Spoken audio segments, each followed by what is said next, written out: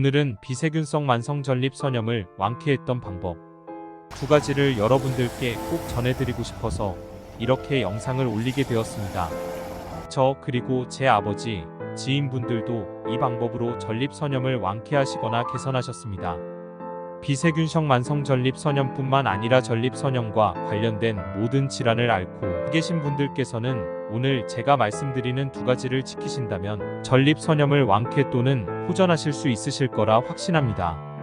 오늘 영상에서는 첫째, 제가 겪었던 그리고 여러분이 겪고 있는 증상, 둘째, 낫기 위한 시행착오, 셋째, 극복 방법 두 가지와 극복 후 생활, 넷째, 극복 방법 두 가지 차선책에 대해 다루겠습니다. 짧은 시간 투자하셔서 전립 선염 완쾌하시고 진심으로 삶의 질을 개선하셨으면 좋겠습니다.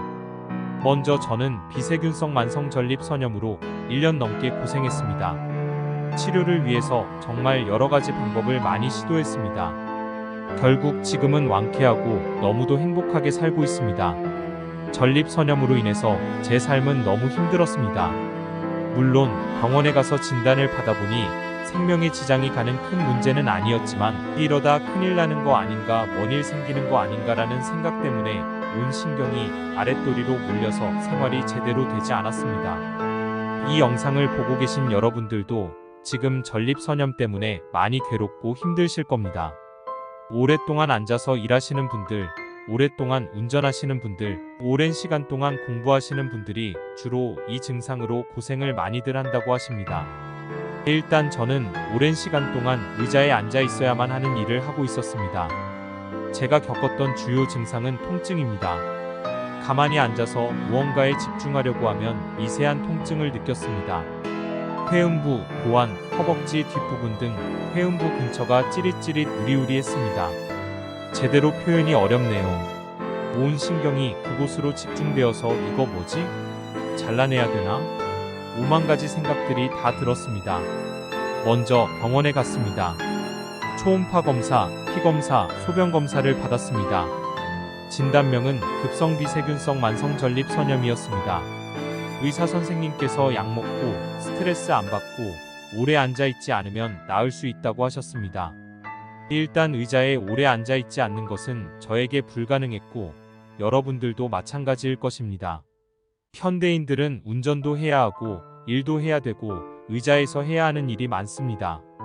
그래도 의자에서 틈틈이 일어나서 스트레칭도 하고 약 먹고 잠도 푹 자고 물도 많이 마시고 규칙적으로 생활했습니다. 정말 간절했기 때문입니다. 이렇게 한 달이 지나고 두 달이 지나고 계속해서 병원에 가서 약도 처방받고 하라는 대로 다 했는데도 증상은 오히려 악화될 뿐이지 개선되지 않았습니다. 급성에서 만성으로 넘어갔다는 것을 알고 스트레스 정말 많이 받았습니다. 어느 날은 배뇨장애가 나타나기도 하고 어느 날은 갑자기 배뇨시 통증도 느껴져서 엄청난 공포감에 휩싸였습니다. 아랫도리를 계속해서 관찰하기도 하고 의사가 오진단한 것은 아닐까? 큰 병에 걸린 걸까? 온갖 생각들을 하며 하루하루 걱정과 불안 속에 살았습니다. 비싼 의자로 의자도 바꿔보고 좌욕도 해보고 반신욕도 해보고 베개, 단거리 달리기도 해보고 하루 몇 킬로씩 걷거나 뛰기도 하고 스쿼트도 하고 헬스도 해보고 거꾸리도 해보고 밀가루도 끊어보고 방석도 바꿔보고 개선을 위해서 정말 많이 노력했습니다. 급기야 정계정맥류의 문제인가 싶어서 유명한 병원에 가서 정계정맥류 색전술 시술까지 받았습니다. 그래도 증상은 호전되지 않았습니다. 하루하루 너무나도 괴로웠습니다. 그렇게 괴로워하며 6개월 동안 제 삶의 질은 수직 하락했습니다. 결국에는 할 수 있는 것을 다 해보다가 시행착오 끝에 저만의 방법을 찾아낼 수 있었습니다. 첫째, 전립선에 무리가 가지 않는 방석을 사용했습니다. 회음부에 무리를 주지 않기 위해서 중간에 구멍이 뚫려 있는 방석을 사용했습니다. 낫기 위해서 집에도 방석을 사다 놓고 회사에도 사놓고 차에도 사놨습니다. 방석을 종류별로 10개 정도는 산 것 같습니다. 둘째, 술, 커피, 콜라 카페인 있는 음료를 단 한 방울도 마시지 않았습니다. 카페인을 섭취하지 않으니 간질간질거리는 것도 사라지고 미세했던 통증들이 사라지기 시작했습니다. 낳는 것이 너무나도 간절했기 때문에 이 두 가지를 지키는 것은 하나도 어렵지 않았습니다. 이 방법으로 며칠 만에 증상이 호전되는 것을 느꼈고 더 이상 약도 복용하지 않았습니다. 일주일이 지나자 통증이 거의 느껴지지 않았고 한 달이 지나자 제가 그런 통증을 느꼈다는 것조차 잊고 살았습니다. 지금은 커피도 마시고 술도 마시고 완쾌해서 이전의 생활로 돌아갈 수 있게 됐습니다. 이 두 가지를 지키시기 어려우신 분들을 위한 대안도 있습니다. 첫째, 구멍 뚫린 전립선 방석을 사용하는 것이 창피하시다면 고무로 된 벌집 매트를 사용하셔도 괜찮습니다. 둘째, 카페인을 정말 끊기 힘드신다면 디카페인 커피로라도 대체하십시오. 그리고 콜라에는 카페인이 생각보다 많이 들어 있습니다. 콜라 섭취를 중단하시고 대체 음료를 찾으세요. 저는 콜라를 마시지 않고 사이다를 항상 마셨습니다.